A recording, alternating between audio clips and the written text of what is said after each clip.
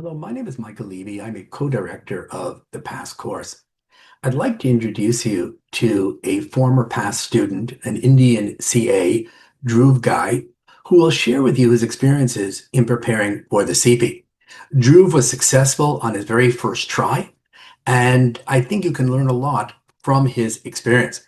He'll talk about the challenges that he faced, how he dealt with them, and how he was ultimately able to be successful. I think you'll find this video very, very helpful. Thank you, Michael. Uh, Good morning, good afternoon, or good evening to all the people who have joined this call. Not sure in which time zone you all are. Just to give you a brief introduction about myself, my name is Druv. I'm an ex-student of PASS, former student of PASS for the CPA. I'm an Indian CA. Currently, I'm working with Ryokan Real Estate Investment Trust as a director of development accounting. So just to start off with this, I see all of you are aspirants for the CFE, the CPA, Canada, and I'll start off with this, the exam pattern. So we are all used to studying as per the Indian CA curriculum and all. The exam pattern of the CPA, it's entirely different. We used to go into the details on our CS side. In the CFE, it tests you on the technical side, but as along with that, it tests you on your case writing skills. You need to present what your technical knowledge is. So yes, it's a doable exam, as Ira and Michael, must have walked you through the technical parts of it. With the right guidance, the right approach, it is 100% doable exam. I did it in the first go, but you need to have the right approach to it, the right study pattern to it. You need to understand what to do, how to do it.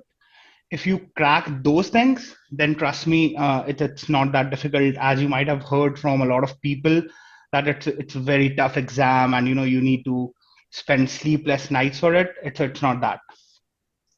Going on to the second thing, it is different from what we are doing in India for our CA, because what we are doing is we're just doing the technical part. We don't have the case writing skills in that. We don't actually do, we are not given a thinking logical background to it. So what happens here is you'll be given a case. They put you in an actual scenario, in an actual situation. So they want you to think, they want you to analyze, if you are there at that very moment, how you're going to take it through. So that's the biggest challenge that Indian CAs face, because back in our home countries, we are not kind of used to doing that thing. So that's the biggest change. But it happens. First, once you write the first case, the second case, so eventually you'll see, oh, the first one will be like, oh, wow, how do I do it? I'm not able to think. How do I approach it? But as you get into the practice of writing, a couple more cases, your brain, your analytical skills, they start thinking the same way. So the key is write more cases, review each and every case that you have written. Once you get it back marked, once you get the answer copy of it, review it, decode it, debrief it thoroughly, because that's the main learning approach. Once as you're debriefing your case, debriefing is basically once you write and you submit it, the PASS instructors are going to mark it, and you're going to get it back, and you're going to get comments to it, and then they're going to give you an answer copy to it, like the perfect ideal solution. Debrief it, like go in detail of what you have written, what has got marked, and go by it point by point. That becomes your revision guide. You revise what you have done on that case. You get to learn from your mistakes. What were the mistakes that you don't have to repeat? Very important aspect. In my case, I did pass. I got the reference of pass from one of my friends. They did it in the first go. They told me go to pass. I did my own research, but after speaking with the era, I found that pass was much more suited to me. So I joined pass. The first thing about pass, era and Michael, they are like reachable, like there is no tomorrow. You guys can just email it to them and you'll hear it back. Like the max time it took me was like a couple of hours. They are like the max within a day you'll get your answer back, like for any queries, any questions that you have. Very supportive, very knowledgeable. The materials that they provide, oh, that's fantastic. You just don't need to wrap your brains around anything anywhere else. That, oh, what, I have this material, but you know what, let me just do something else. Just let me, check some materials from a friend. You don't need to do that. Just stick to the past material and you'll be through it. Listen to what they advise you during the lectures, during the classes, the tips and the techniques they tell you, because those come in really, really, really handy when you're preparing for exams. Like that is the crux part of it. Uh, do practice cases as much as you can. They'll get it marked for you depending on which plan you have chosen with pass. My recommendation is choose the plan wherein you can get all your capstone cases marked. You get other cases marked, but again, it depends on person to person. Their instructors, the markers are really good. Pass arranges for a one-on-one session with the marker who has marked your cases. That is excellent. That marker will be like just with you one-on-one on a Zoom call, like that was back in the COVID days. I'm not sure how the arrangement is now, but in my case we were on one-on-one Zoom call. So you just talk to the person, they tell you why they marked you, what were the uh, lackings that they found in your answers, what could be improved, how you can improve it. And you get to hear it directly from the horse's mouth, in the sense that the person who has checked your case is telling you what it could be, to achieve better. So that's very good. With pass, the best part I found was the material was thorough. Like I didn't need to, like as I mentioned before, I didn't need to went back to any other thing. I just took the past material, the past guidelines, and it was perfect. I didn't had any issues. And do a lot of cases. Just touching a point that I heard on the call from the Toronto chapter of ICI regarding day one case. So pass gives you two practice cases for day one. That was back in when I did it. I'm not sure how it is now, but those are more than enough. If you do them thoroughly, like those two scenarios, it's more than enough, because day one, it's not at all technical. It just needs you to present the case facts in a logical presentation manner. They are looking for a report writing kind of a thing, and pass prepares you for that like perfectly. They will give you the gist, the main pointers of the entire case, which is if you go through that case, it's more than a 50 pager. So they'll give you the pointers in 1 or 2 pages. You get all those pointers, and then you practice the two cases that they give you for day one, and you'll be done. Like to me, honestly, you don't need to go beyond anything that pass is providing you, because I've seen it with me and a couple of other friends of mine who took pass, and we were all through without referring to any other material. Okay, many of you might have a question saying, I'm working full time. How much time do I need to devote to it? Will it be able to possible to clear the exam? I was working full time. I was working in Canada full time. Working in India and working in Canada are two separate stories. In India, you have a lot of help for all other household things. In Canada, you don't. Unfortunately, you don't. So I managed those entire things. I am married. I had a family to take care of. I had a full-time job to attend to, and then I had to study. I did all that, and I think I just took a 2 weeks break from my work just before the exams to do a final revision and sit for the exams.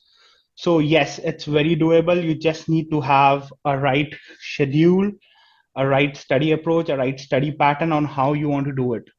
If you have all those things in place and if you're dedicated, it's no problem. Like the biggest challenge that Indian CAs would face is like we are not kind of habitual of sitting for 5 hours and writing cases. You need to get into that understanding, you need to get into that habit, and that will only come when you're dedicated to it and when you practice more and more cases. So practice as much cases as you can, and you're just gonna be fine. The biggest advantage of doing CPA Canada is, I was very well settled in my job. But as soon as I did CPA, I'll not be lying about it. It opens a hell lot of opportunities for you. Pardon my language, but you market yourself like there is no tomorrow. People, consider Indian CAs worthy, credible, but you are still an Indian CA. You don't have a Canadian degree added to your belt. A feather to the cap is what they need. As soon as you're CPA, it gives a lot of worthiness, a lot of credibleness to your whole resume. And trust me, it will open a lot of opportunities for you in the market. If you are in your current job, it will give you opportunities to grow up. It can give you opportunities to diversify. Once you do the CPA, it might happen that you think, okay, I'm on the taxation side, but I somehow found assurance more interesting. It can give you new opportunities, new doors, so that's a very big advantage of doing it. It's a great learning spree. It opens up good opportunities for you, and it's an excellent degree to have.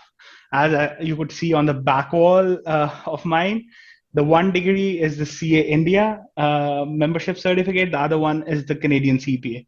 And honestly, I'm very proud to have both of these. And I would really like to thank Ira, Michael, and the entire past team, for helping me achieve this. It's a proud honor. And again, thank you so much for letting me share my experience and giving me this opportunity. I hope you found Drew's guidance helpful. There are a number of other videos Pass has prepared that I think you'll want to watch if you're considering doing the Canadian CPA. We have a session on how to obtain your Canadian CPA, where we go through the basic process that an international student from either India or Pakistan or Nigeria would have to go through in order to obtain their CPA. We also talk in some detail about the nature of the exam you're going to need to write, the CFE. We talk exactly about what the exam comprises and what it tests. And we'll also talk about how PASS will guide you from start to finish in achieving your CPA. It's not the sort of thing that you can easily do on your own. We have another video I think you'll find helpful on how to write CP cases. As some of you are aware, the CP is very different than many exams in other countries. As opposed to many countries where the exams comprise multiple choice and short answer questions, the CP has no such thing. There is no multiple choice. There are no short answer questions. The CP is a case-based exam. Now, when I tell students it's a case-based exam, they often have a hard time understanding what I mean by that. So what we're going to do in this video, the video on how to write CP cases, is we'll talk about what these cases look like, how are they marked? When I read a case, how do I keep track of the information and do a good outline? And how do I write up the case concisely and effectively so that I end up doing very well? Learning how to write cases is the major skill you need to write this exam successfully, regardless of your technical knowledge. If you don't know how to write cases effectively, it's an impossible exam to pass. The good news is we can teach you how to write cases. So what we're going to do in this video is we'll talk a little bit about how do you write cases in a CP context. In this video here, case take-up video, what we'll be doing is we'll be walking through a sample CP case. This is a simulated CP case that PASS prepared. And we'll give you a taste of what it's like to actually write a CP case. We'll walk through the case with you. We'll show you how you track the information while you're reading the case. We'll go over an example of a student sample response so you can see how a student would have written up the case. And what we'll do is we'll give you some more exposure to the marking scheme. We'll actually go over how the case would have been marked. There's a very, very specific scheme for how the CP cases are marked. You'll get a good understanding of that from this walkthrough. So I think by the time you watch this case take-up, at least you'll have a better idea of what exactly you're up against when it comes to CP case writing. As I said, it's challenging because most other countries do not have cases of this size. However, it's a skill we can teach you, and that's the good news. Finally, there's a fair amount of technical knowledge that you need to pass the CP. So what I'm going to show you in the last video is a technical session excerpt. So this is an excerpt from a real video technical session that PASS provided. PASS provides technical material and videos for all 6 competencies that are examinable on the CP. The 6 competencies being financial accounting, management accounting, assurance, finance, strategy and governance, and taxation. The video that you're going to see deals specifically with financial accounting. So we just took one of our financial accounting videos and we took an excerpt just to give you a taste of how we teach the technical material in the PASS course. So I'd strongly suggest when you have a moment that you watch these videos. That way, number one, you'll have a better understanding of the whole process for getting your CPA. You'll have a better understanding of what we mean when we talk about it being a case-based exam and how you attack a case-based exam. And then finally, you'll get an idea of how we help you refresh your technical knowledge for this exam. If you have any questions, please feel free to contact me, Michael Levy, or my co-director, Ira Walfish. I provided here email addresses for both myself as well as Ira. I've also provided the phone and WhatsApp phone numbers for each of us. As you can see, the phone and WhatsApp numbers are the same. Please also feel free to visit our website, passyourcpa.ca, if you'd like to learn more about the course that we developed specifically with CAs from India, Pakistan, and Nigeria in mind. Also, given that this is a time of major change, you'll want to keep up on those changes as they take place. I would therefore strongly suggest that you subscribe to the PASS video channel, as PASS is planning to put out future videos as the system develops. Also, just a final reminder that if you're not fully familiar with the system for obtaining your CPA in Canada, you'll want to watch the videos we prepared. One is for CAs from India, which is also applicable to Pakistan. The other video is for Nigerian CAs.